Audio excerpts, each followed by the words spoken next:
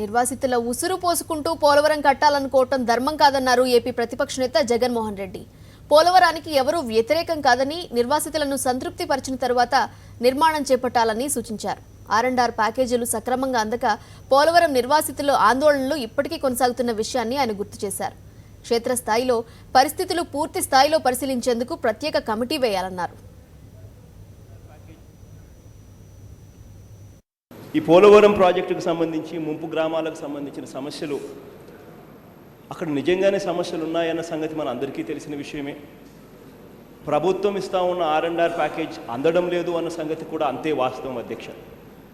మనం ఇవాళ చట్టసభలో కూర్చొని అక్కడ జరగడం లేదు అని చెప్పి కొట్టేయడం కన్నా నిజంగా అక్కడ జరగడం లేదు అన్న వాస్తవం మనం గ్రహిస్తే అక్కడ ప్రజలకు మేలు జరుగుతుంది. దయచేసి నేను ఒకటే రిక్వెస్ట్ చేస్తూ ఉన్నాను, కావాలంటే చట్టసభ నుంచి ఒక కమిటీ మీరు వేయండి అధ్యక్ష. కావాలంటే అందరం పోదాం, అక్కడికి పోయి నిజంగానే అక్కడ జరుగుతూ ఉన్నది ఒక్కసారి గమనిద్దాం. అక్కడ ఎవరూ కూడా పోలవరం ప్రాజెక్టు వ్యతిరేక ఎవరూ కాదు. అయితే ఒకటి రిక్వెస్ట్ ఏంటంటే పోలవరం ప్రాజెక్టు మనం కడదాం, అయితే అట్ ది సేమ్ టైం అక్కడ నిర్వాసితులు ఎవరైతే ఉన్నారో వాళ్ళని కూడా సాటిస్ఫై చేద్దాం.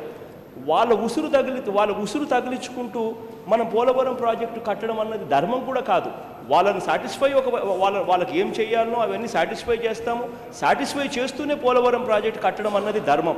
నిజంగా ఆర్&ఆర్ ప్యాకేజ్ అందక చాలా అవస్థలు పడుతూ ఉన్నారు అన్న సంగతి అంతే వాస్తవం.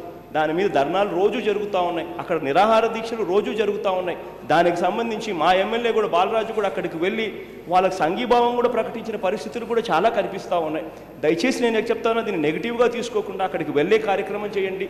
మీతో పాటు కావాలంటే మేము కూడా వస్తాం, మా ఎమ్మెల్యేలు కూడా కావాలంటే కూడా వస్తాం.